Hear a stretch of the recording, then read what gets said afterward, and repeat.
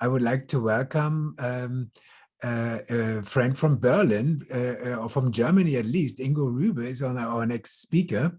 So welcome, Ingo. And Ingo is talking about another amazing topic, identity in Web3 and identity as a core layer for Web3. So I'm really looking forward to hear what Ingo has to share here. He's coming with a background from the Technical University in Berlin on computer science, and he developed a strong entrepreneurial background. He's an experienced founder and manager in the media production industry, hopefully in Berlin. I don't know, Ingo, whether you're still in Berlin. And he's, of course, skilled in blockchain, digital strategy, and content management. So we have somebody really talking about this, I think, a very important topic of identity in the Web3 world and environment. Welcome, Ingo, and looking forward having a discussion, and looking forward to your talk here on our Polkadot conference. We can't hear you yet. Lesha, can you please unmute, Ingo? Yes, can you hear me now? Yeah, we can hear you now. Good. Great. So I try to share my screen. Yeah, thanks for the introduction. Maybe as this thing is, this show is called something around Polkadot, so maybe I should also mention that I'm the founder of Kilt Protocol, which is one of the projects inside the Polkadot ecosystem. We do everything around identity in the Polkadot ecosystem. We are a parachain to Kusama since September last year, so one of the first actually. And so I hope I share my screen already. Yes, we can see your screen. We can see your PowerPoint. Yeah. Very, very good. Can you still see it? We always talk about Web3, and what I noticed in the last half year or so, while the term Web3 really become prominent, and it's actually an old one, the meaning of Web3 changed a lot, and everyone has a different idea about Web3, what it actually is. And I think this is totally fine that everyone has a totally different idea about it. But if this is the case, then you probably also have to share your idea before others just think a different thing. So what I'm going to start off with is explaining what I think what Web3 is, and this sticks very much to the original vision, which is from 2015, 2016, when I actually started working in the Web3 environment. I think the term was actually coined by Gavin Wood, and it was picked up very, very early by people like from the Filecoin Foundation and also their investors, which was mostly Union Square Ventures. And there's a blog post around Web3, which dates back to 2016, which is from one of the founders of Union Square Ventures, Albert Wenger, which actually brought me into the whole scene. So I'm going to share this vision first, because I think it's quite important and interesting. Please. So when we look at the value creation of the webs that we had, we actually start off with the internet, which then through HTTP became Web 1.0. And this basically consists of a protocol layer, right? You have the IP, you have the TCP, UDP, of course, SMTP, and later came HTTP, which was able to generate something that we call Web 1 or the .com bubble or something. These things definitely happened. The value creation was pretty low. And the fundamental interesting thing about it was these protocols were basically free to use. They were all common good, right? And you don't pay to use IP, you don't pay to use SMTP, you don't pay the people who build HTTP for setting up a website or for using a website.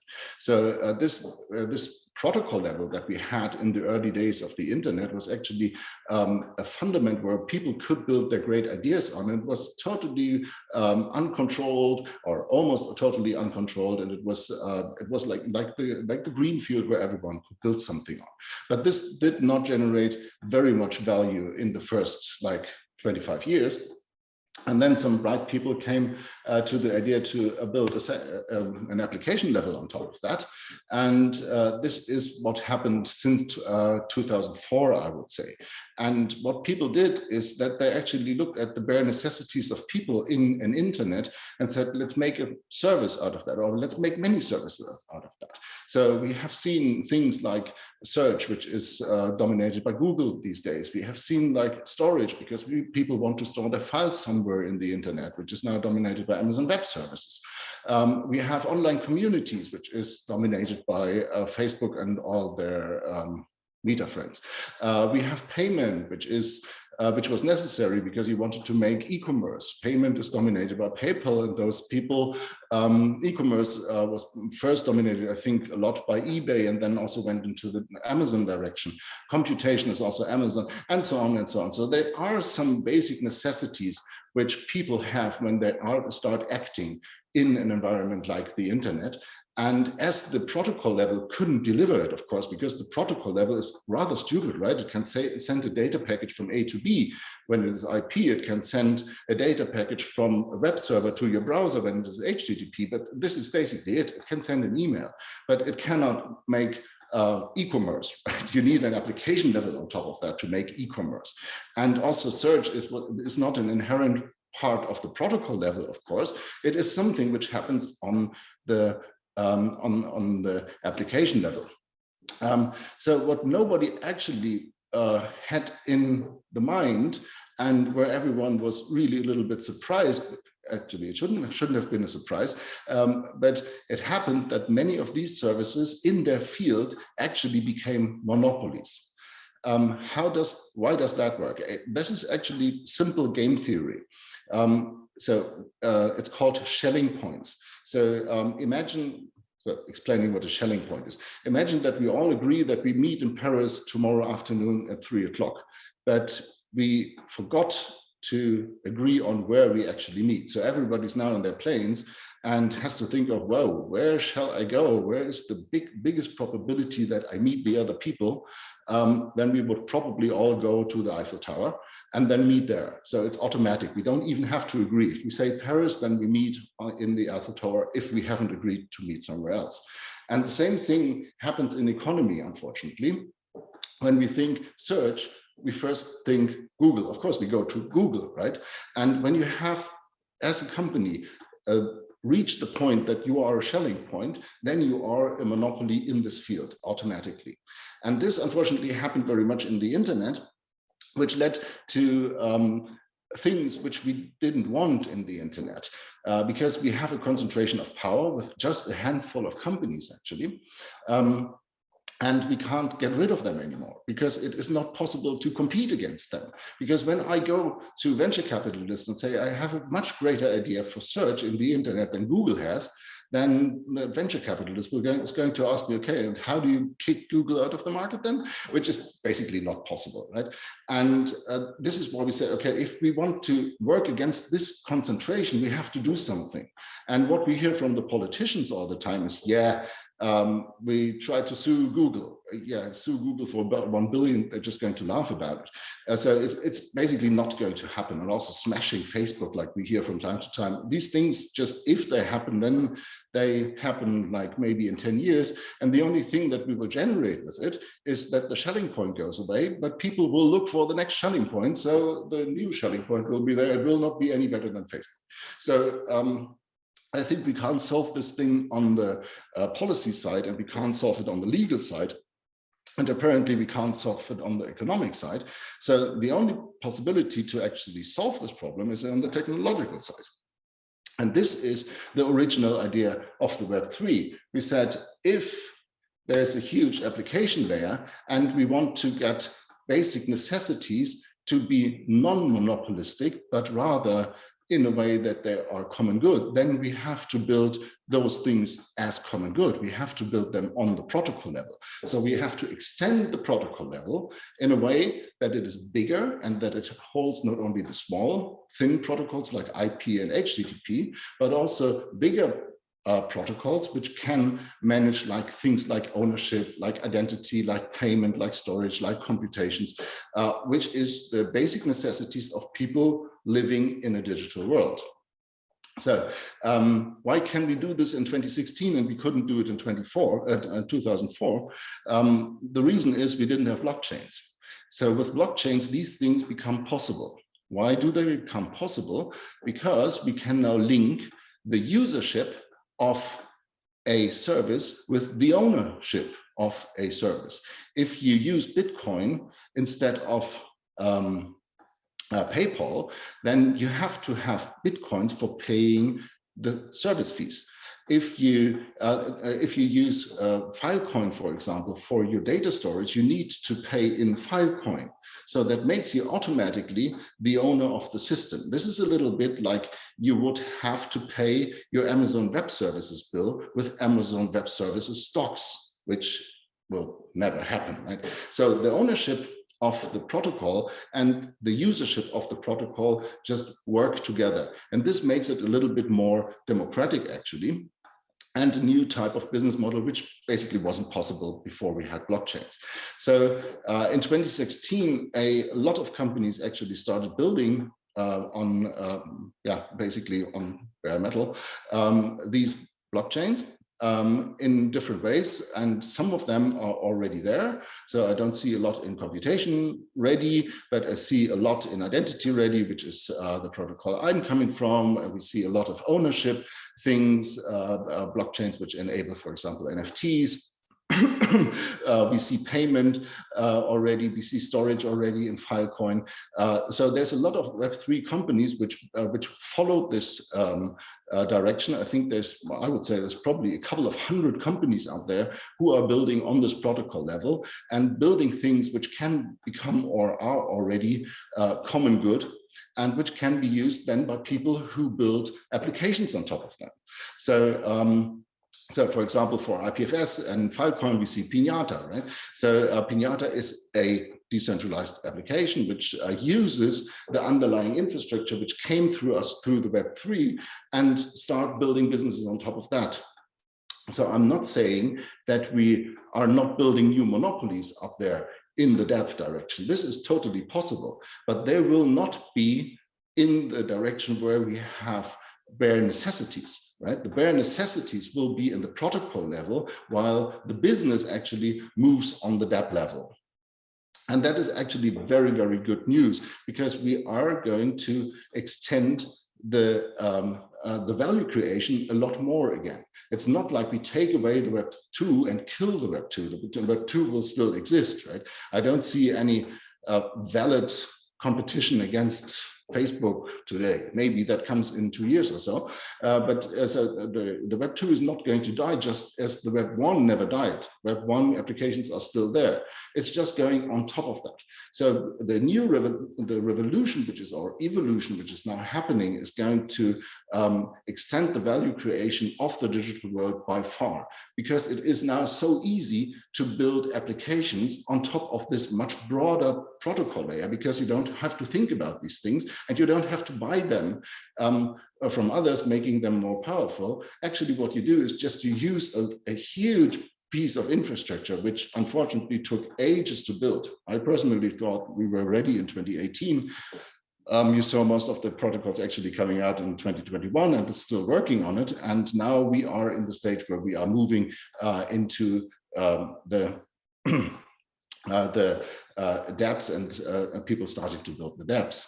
So what we can say now, after, when we say the start was in 2016, we can actually say that now there were thousands of great minds and thousands of great scientists from hundreds of companies spending virtually billions of dollars in research and building. And basically, this is what we got now. So we are not there yet, right? So this is the biggest application probably which we see in Web3. It is NFTs, it is basically JPEGs, which now have an ownership. Congratulations. But this is where, here you see that we are right at the start, right? And that we are not finished with the whole thing. So the infrastructure is now there, and it is built and it's used for the first experiments that people make. But this is definitely not where we wanted to go, right? So where did we want to go? Actually, as I said, we want to repair the fundamental mistakes of the Web 2. We add common good functionality like identity, like payment, like ownership to the protocol layer. We give users control over the data, like we heard in the last talk already. We enable builders to create software applications on a level playing field, because now everyone can use this all completely 100% open source and permissionless layer of new protocols where you can develop much faster and without asking anyone. You just do it. And this leads, in my opinion, to a world where the Web3 is actually inevitable. So it will just happen. It just takes longer than we thought.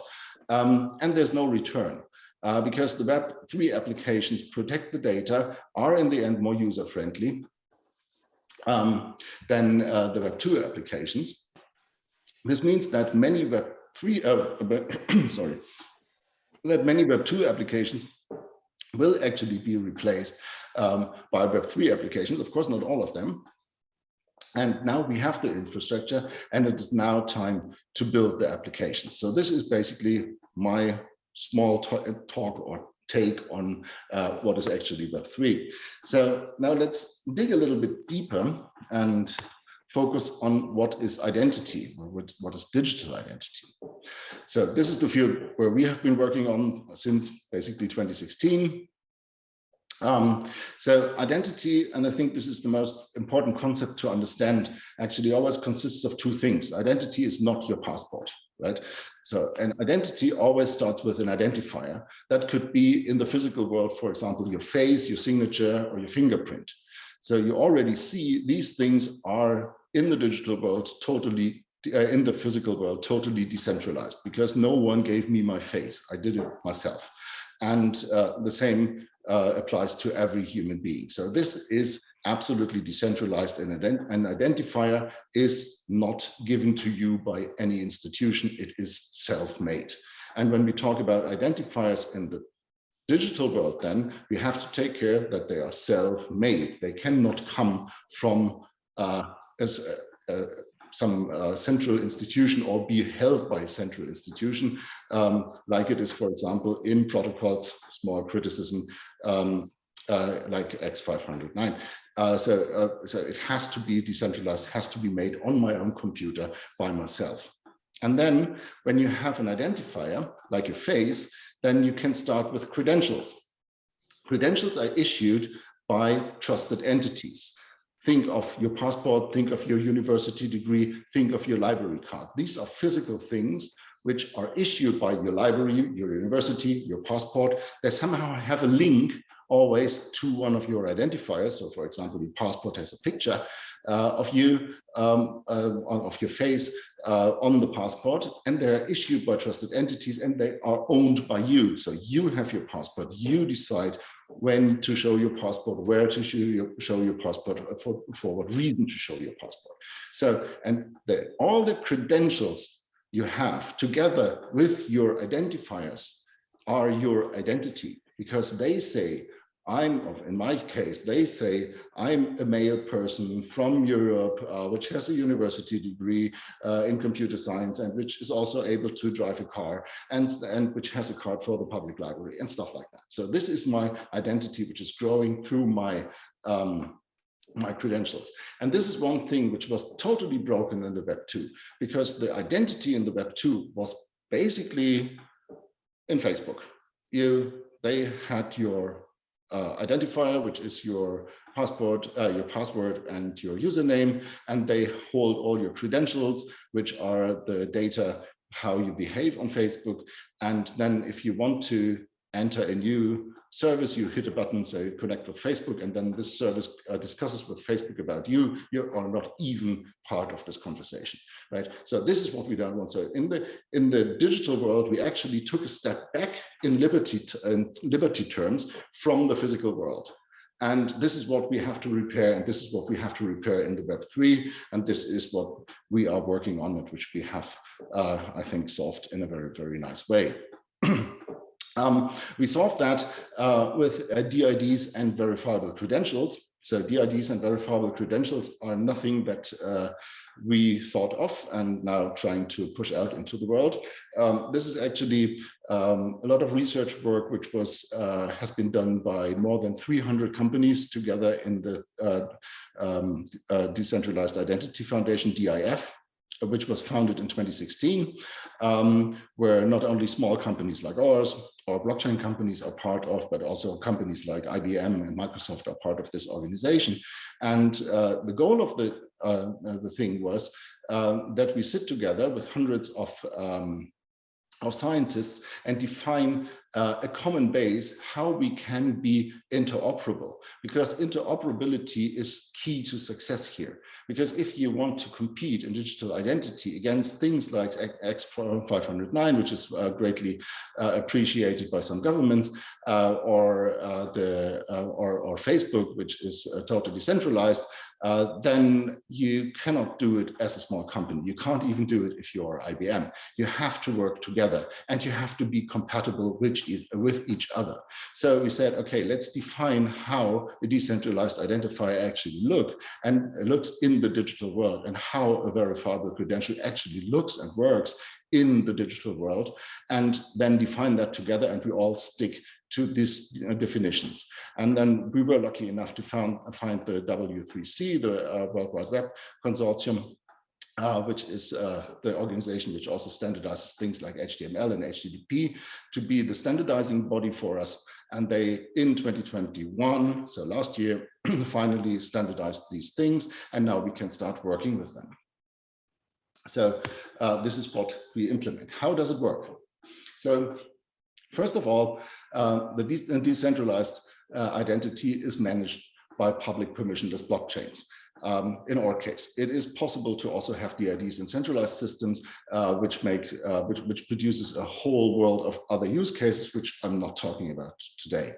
So in our case, it is managed by a public permissionless blockchain. KILT protocol is, we think, of course, the most recognized network implementing digital identity complying with W3C standards. But you also see, on the other hand, blockchains are very complicated to use and therefore need user-friendly application layer to leverage their potential. So I can build a beautiful blockchain with fantastic technology in, and no one's going to use it because there's no application on top of that, and then it's probably not so successful.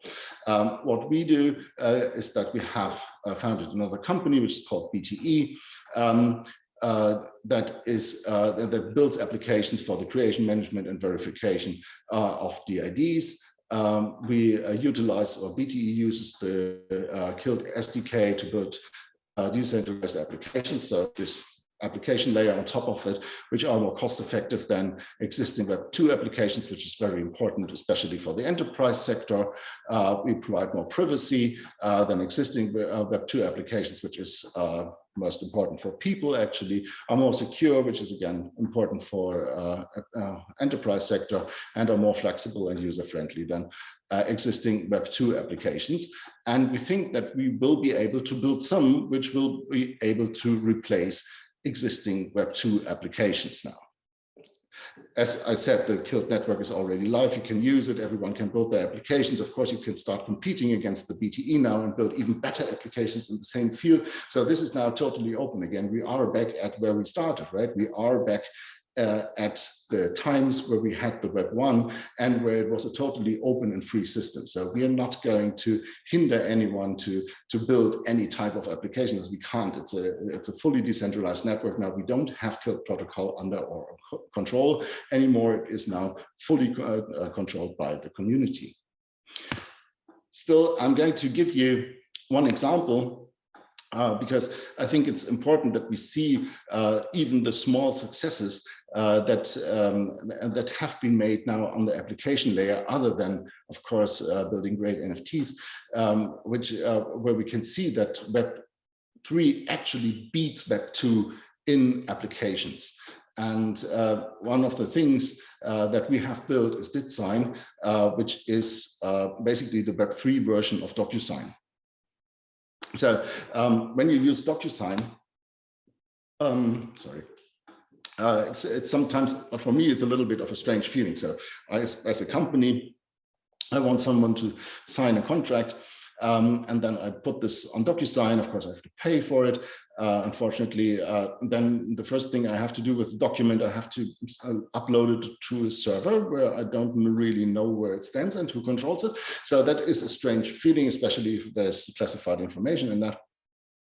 And then someone who I wanted to sign actually gets an email from DocuSign saying, yeah, please sign that. And then they see my document, and then they have a button there. You can press sign, and then you signed it.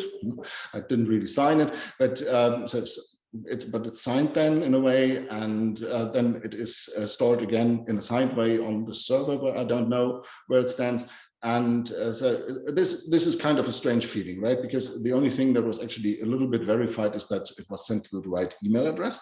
And as we know, and I think we heard that before, email addresses can absolutely be forged, right? So this is not a problem, even for a student in the first year. What we built is a decentralized way to sign and verify files privately, which is secured because the files are signed locally on the signer's device, so they don't leave the device for signing. So how do you do that? A DID is a very practical thing because a DID can also sign things. It is, remember, like your face and your fingerprint. So you can use it as your face, but you can also use it as your fingerprint. So you sign it basically with your digital fingerprint, which no one else has because you made it locally on your computer. And you upload the file not to any server, you upload it into your browser, and then your wallet comes and signs it. So that's it. Yeah, okay. Like Ingo, just a short remark. We have like 3 minutes to go for the session. So just so we want to give some time for questions. Then I just show you the next slide, and then we are open for questions. So this is how it looks. So you basically drop your files up in there, then you get your signature, then you can send it with any means on the memory stick, in an email, encrypted or not encrypted, and the receiver can then use the same application, just push the verify button on the top, put the file in again, and the file that he received, and then it is checked automatically on the blockchain if the integrity of the document is all right and if the signature is correct. And then it shows you a little bit more about the signer. It shows everything that the signer published. It could be an email address, it could be the proof that they own a certain Twitter account or a Discord account and so on. You can play around with it. It's on didsign.io. And I think that was also already it. So I'm through. Amazing, Ingo. Like if you could go one step back, like I'm really like a fan of digital. No. There's a form. Like, do I mint then like something on my computer, which I call then a digital passport or a digital Christian like address, or what is it? This DID? Exactly. The DID looks a little bit like a crypto address. So you don't mint anything, you just create it. A DID has a public part, which is called the DID document, which can be stored, for example, on the Kill blockchain, and has a private part, which is stored in your wallet. And there's basically all the keys that you need: communication keys, signing keys, different types. And how do you make sure that you know that this is my address? You sign it. But how do you know that it's me who put like it's my address in there? How do you like read this? Do you have a reader that says, okay, that crypto address is coming from Christian? Yeah, you can. So if you want human readable names, we have a service for that. It's called w3n.id, where you can attach on the blockchain level human readable names to DIDs, and they are then, this is a one-to-one connection. If you want to be sure that that you are you, we have different levels of authentication there. You can, for example, as I did here, publish on, for example, a Pinata service or an IPFS, you can publish the credentials that you own, for example, an email address, that you own a Discord account, that you own a Twitter account. So if you have these credentials there, then I can be, as an internet person, be pretty sure that you are you. If I'm a bank, I will need something more. So I will probably need something which is a credential issued by a major company out there, which says that you have gone through a KYC process, and that this DID and this W3N actually belongs to this person, proven by one of the big 4 companies. Amazing. This service will be out like in the next couple of months, not from us, but from one of the big 4 consulting companies in the world. They will issue such credentials on Kilt for their global KYC and KYB business. Cool. Ingo, spot on. I got my question answered. I don't know whether anybody else has a question to Ingo here before. Yeah, please go ahead. Yes, thank you. So it sounds to me that the local machine is the chink in the armor. If somebody is able to get to the private key there, do you still have the same problems with stealing information in a digital wallet as you would in this scenario? Or is the multi-factor social proof that you mentioned earlier the way to beat this, that particular scenario? So it is no difference to a Bitcoin wallet. So if I have 20 Bitcoins on my wallet and somebody steals the private key from there, then someone else has the private key. So this is the thing in crypto, right? So it will not go away. If that was. Thank you. Well, I know that there's a push in the KYC AML space to do digital identity in the physical realm, like what you're doing right now, and do it in a way where there's multiple layers of security, even at the database layer, to keep somebody from getting this information. And like you said a little earlier, you know, it's kind of hard to get away from centralization when you're dealing with those kind of entities. So as a student of hacking, I'm just looking. I think we're mixing things now. Are you talking about the private keys or are you talking about KYC? I'm talking about both, because you can't separate one from the other. If I have a security regime, it's going to have to be inclusive. I can separate the two because it's totally one is linked to the DIDs and one is linked to the verifiable credentials. So a DID is something which has a private key, or which has a number of private keys which are stored on your computer and which are secured by those 12 words, right? So if I give someone those 12 words, they can actually sign something on my behalf, but then they still don't have the credentials. Because the credentials, they can be stored somewhere totally different. They are, in a logical way, they are linked to the DID, but they are not physically linked to the DID. So if I have a DID, I don't automatically own all the credentials. So for example, if I have my DID and all my credentials on this computer there, I can go to my next computer and just type in the 12 words, and then I have recreated the wallet basically. So I have the DID, but I don't have the credentials because they are on the hard disk of the first computer. Thank you. Yeah. Cool. So thank you, Ingo. Amazing talk. I really appreciate that. And I'm looking forward to going deeper on this identity topic. Just hearing from our back office here that the next speaker is not coming in. So I will hand over to my colleague, Mark. Thank you, Ingo, for speaking up. And if anybody's interested, maybe you drop a contact address in the chat for easy access, or a website I saw that from Tyler already. And Mark, I guess you're going to do a networking session now. Like, please, I'd like to hand over to you. Yes, thank you very much. Thank you very much for all these great sessions. I really enjoyed it. Can you hear me well? Just to check. Perfect. Because yeah, my name is Mark. I'm also part of the unit team since a year. I'm actually in the holidays right now, so excuse my background noise. And yeah, absolutely right. We would supposed to have a speaker here. His name would be Zaranga.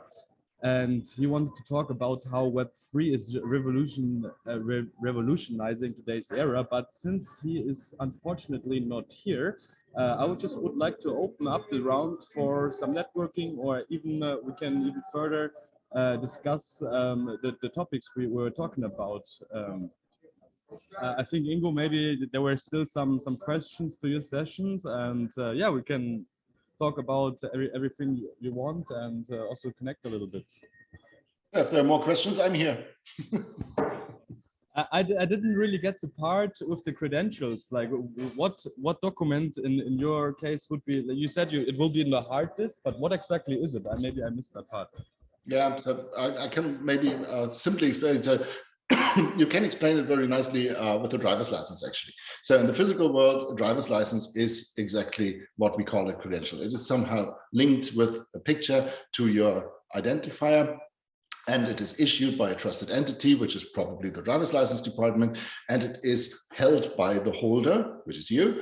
And you can use your driver's license for multiple things. You can prove it for, you can use it for proof that you can drive, but you can also get into a bar with it because it shows your age as well, right? So there's different types of information on there. And verifiable credentials are exactly that. So if I want one, I go to a service. So if you want to use a service which does that, you can go to socialkyc.io, which lets you prove lots of different ownerships for social media accounts, for example. So I go to Social KYC and say, actually, I want to prove today that I own the Twitter account Ingo Rübe, which I do. Then I have to give them the account Ingo Rübe. Then it gives me a small task like tweet this sentence on Twitter. And then I tweet this sentence on Twitter. Then the service checks if I really tweeted it, and then builds a credential for me saying this person, this DID, which requested that, actually owns this Twitter account and controls this Twitter account and sends it back to me. And I store it in my identity wallet. So it is just a piece of data, but this piece of data is totally worthless for showing it if I don't sign it again with my DID. So this is basically like what is done when I show my face and my driver's license at the same time. Somebody has to make sure that the credential matches the person, right? So this matching is done with the DID again. So if I want to show you my, I don't know, if I want to go for login into your great service, you build a great service in the internet, and I want to log in with my credential, and the only thing that you require is that you have a valid Twitter account, so that you can chase me in the end if I do something wrong. You can tweet, please be aware of this person. Then your website says, please log in with your Twitter credential, and then I take my Twitter credential out of my wallet, of my identity wallet, and say send it there and sign it with a DID. So then you have the connection as a service, as a verifier, you have the connection between this DID, you know who I am basically, and you know that I have a valid Twitter account. And this is exactly the same thing that happens in the physical world when showing your driver's license. Ah, okay, I understand. But what happens, for example, if somebody else has your credential and your DID? Would this be possible? Then he can kind of take over your identity, or? Exactly that. So what you should do is that you either protect your credentials or you protect your DID, or maybe even both. So this is like having like 25 Bitcoins on a Bitcoin account. So if you lose your credentials, what do you have to do? You have to go back to the trusted entities and get your credentials back. Like if you use your wallet, this is exactly what happens. What shouldn't happen is that you lose your DID. So you should somehow have your 12 words somewhere ready. And when you see, oh, somebody stole my my keys, or however that would have worked, then you should shut down this DID, which you can. But if you lose, so if you have the worst case that somebody stole all your credentials because they were, I don't know, all on your laptop, and somebody stole your DID because it was on your phone, and they stole your phone at the same time, and then they broke into your house and stole the paper where the 12 words are saved, then you're screwed. Then you have to start all over again, and with a new DID, and go to all the services and convince them to shut down your old one. So this is the worst case, but this is pretty improbable because you have to have 3 damages at the same time. I see. Very interesting. So never give away your private keys. And in your case, the credential, like if you say 50 Bitcoins, the public address would be like the credential, and the private key would be like the identifier, or the DID. No. The DID has the private part and the public part. So the DID has your keys, and the DID also has a so-called DID document, and this is stored publicly on the blockchain. This tells a lot about you. For example, where you can find your published credentials. This is where you can where your Web3 name is linked to.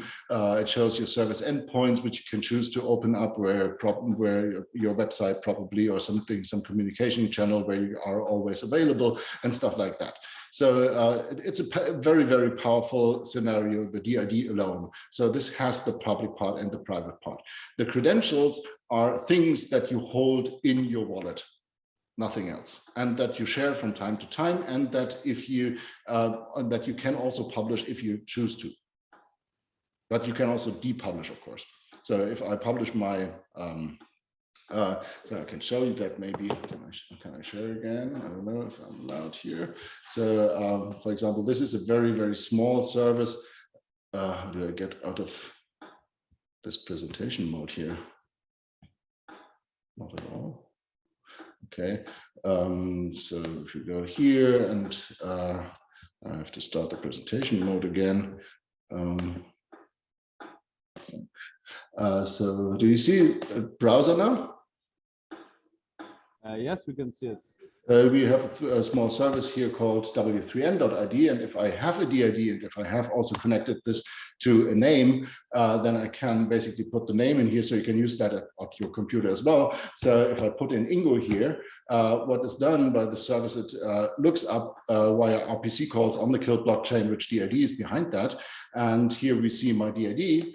And then it also is connected to the credentials which I have published, which are stored on the IPFS on the Filecoin blockchain. And so if I click fetch here, it goes to the Filecoin blockchain and shows me that I have proven already that this Twitter account Ingo Rübe belongs to this DID. So if you ever get a document signed by Ingo, you can be sure that this is that this Twitter account is behind that. Why can you be sure?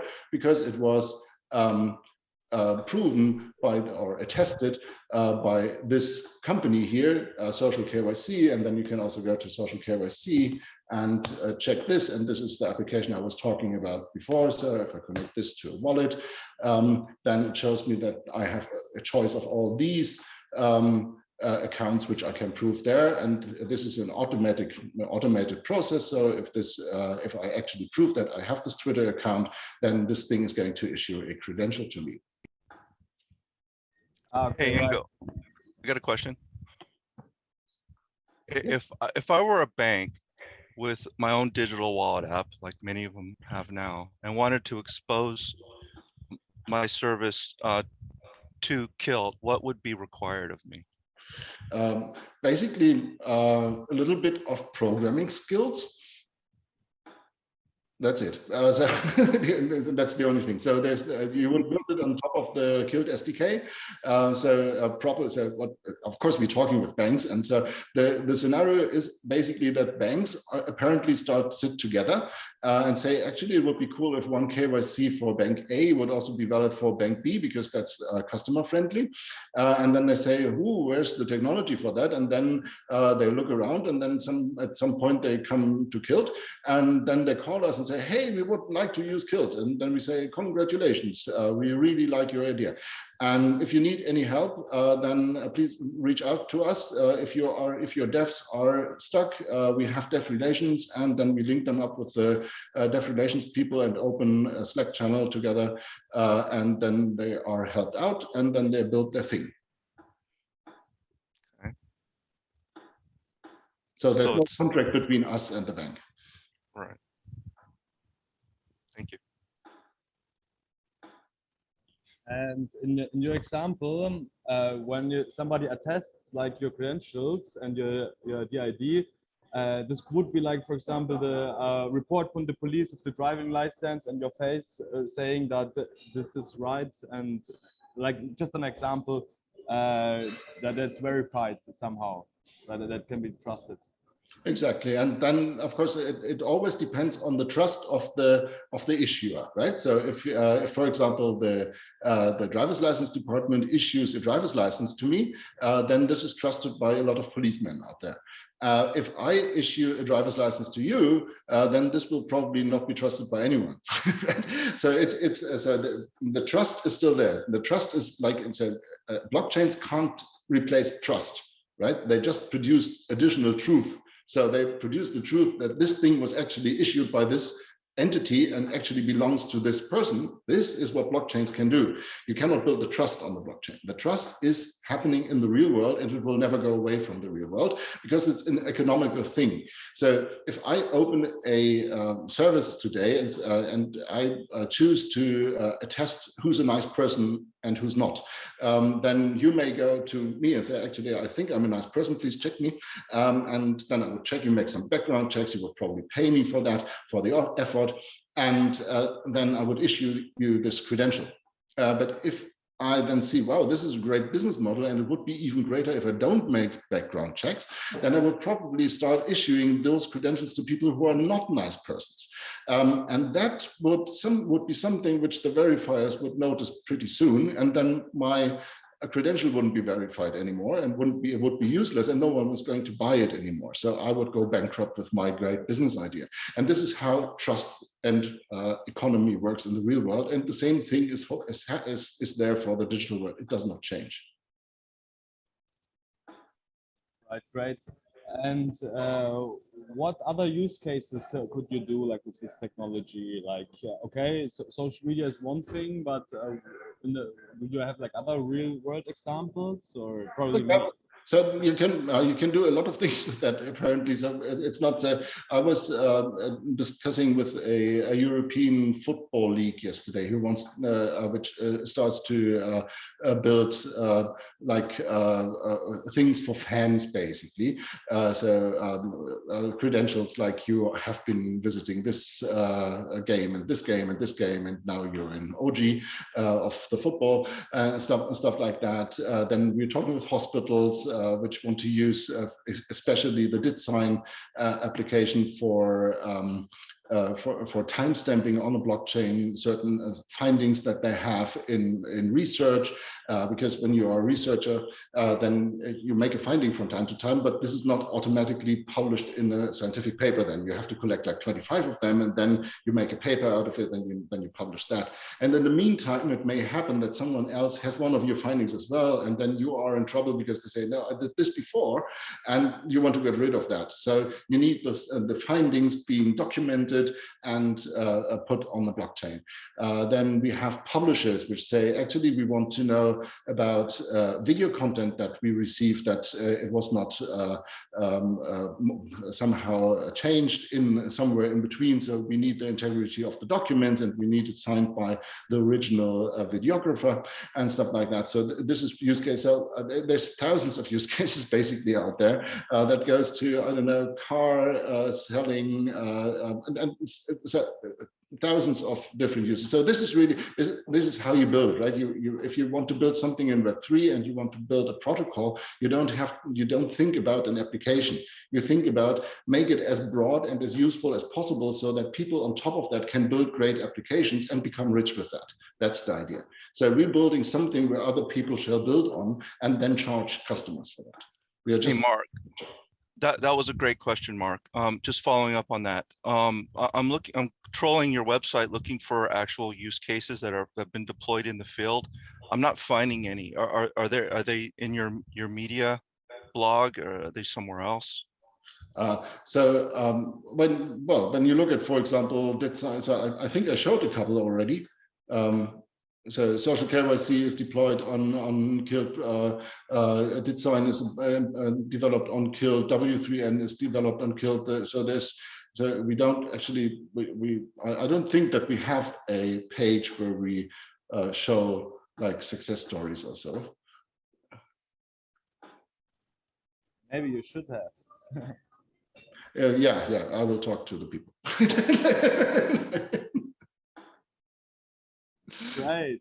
I think when you look at the website, you see it's the most neglected thing in the whole company. So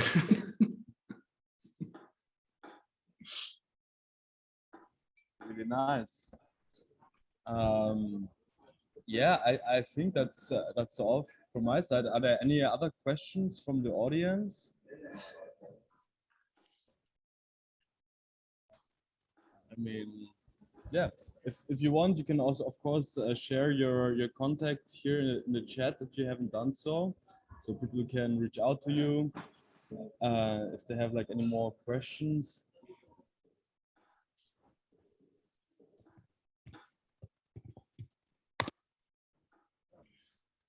now I shared it with only one person. Direct message. Share it again. So